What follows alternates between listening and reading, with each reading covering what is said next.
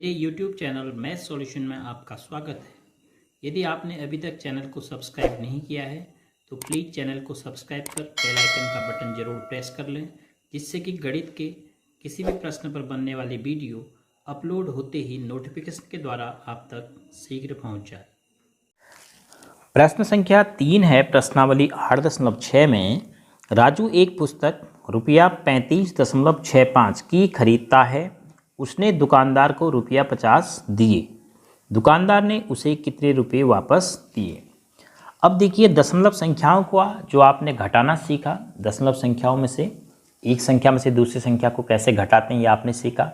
अब उसका हम क्या इस्तेमाल कर सकते हैं अपने दैनिक जीवन में, उससे संदर्भित यह प्रश्न है। राजू एक पुस्तक को इतने रुपये में खरीदता है। तो माना राजू किसी चीज़ को दुकानदार से खरीदता है और दुकानदार को पैसे देता है, तो कितने लौटाएगा यह आप समझ पा रहे होंगे कि 50 रुपये जो राजू ने दिए हैं उसमें से दुकानदार अपनी पुस्तक की कीमत ले लेगा और बाकी वापस कर देगा।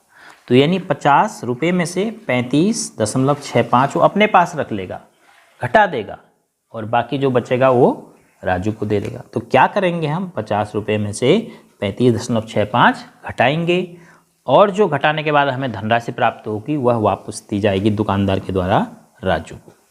तो पुस्तक की कीमत कितनी है हम नोट करते हैं। पुस्तक का मूल्य या पुस्तक की कीमत एक ही बात है। पुस्तक का मूल्य जो राजू ने खरीदी है वह है रुपया 35.65। दुकानदार को कितने दिए,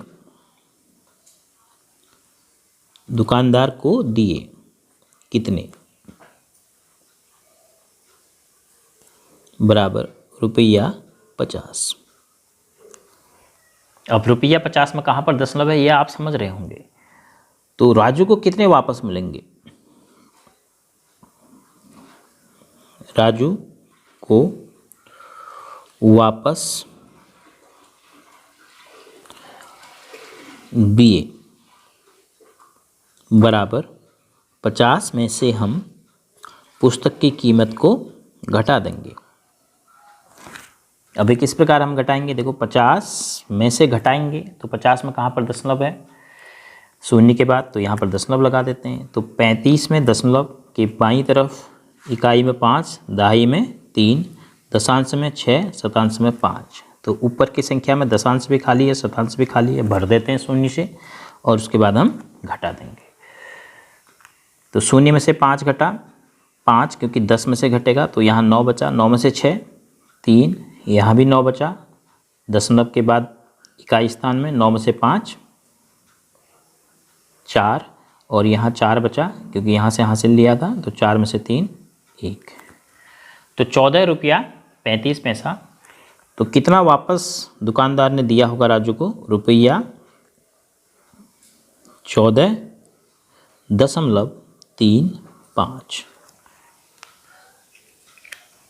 तो अब आगे के प्रश्न भी आपको इसी प्रकार के मिलेंगे कि किसी एक दशमलव संख्या में से दूसरी दशमलव संख्या को आपने घटाना होगा, उस आधार पर आपके प्रश्न का उत्तर आपको प्राप्त होगा। प्रश्न संख्या 4 है प्रश्नावली 8.6 में रानी के पास रुपया 18.50 है। उसने रुपया 11.75 की एक आइसक्रीम खरीदी। अब उसके पास कितने रुपये बचे। प्रश्न संख्या 3 में भी आपने ऐसा ही प्रश्न किया था। दुकानदार ने जितने रुपये वापस दिए वही रानी के पास बचेंगे। रानी ने खरीदी क्या है, आइसक्रीम, तो आइसक्रीम का पैसा अपने पास रख लिया जाएगा।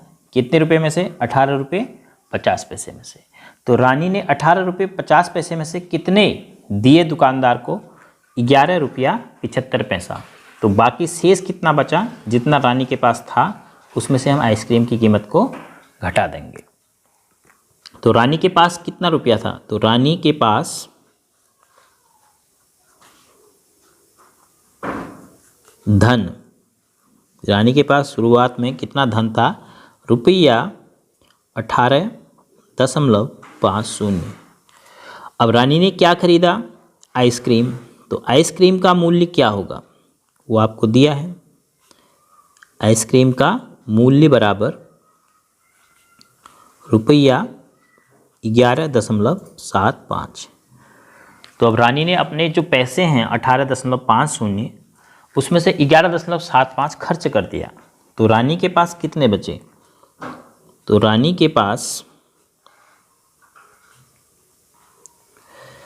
शेष धन बराबर जो रानी के पास था शुरू में उसमें से जितना खर्च किया, खर्च कितना किया 11.75, तो यही बचेगा।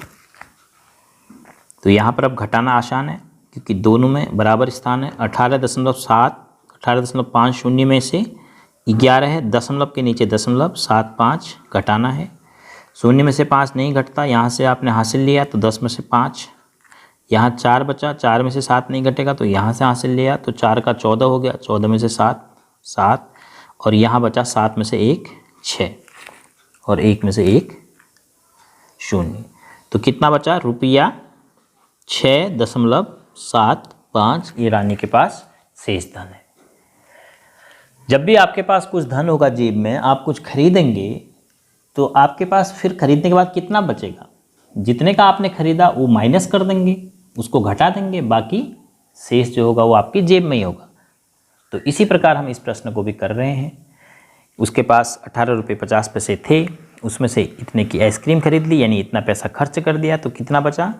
कुल धन में से जितना खर्च किया है उसको हमने घटा दिया, तो रुपया बचा 6.75।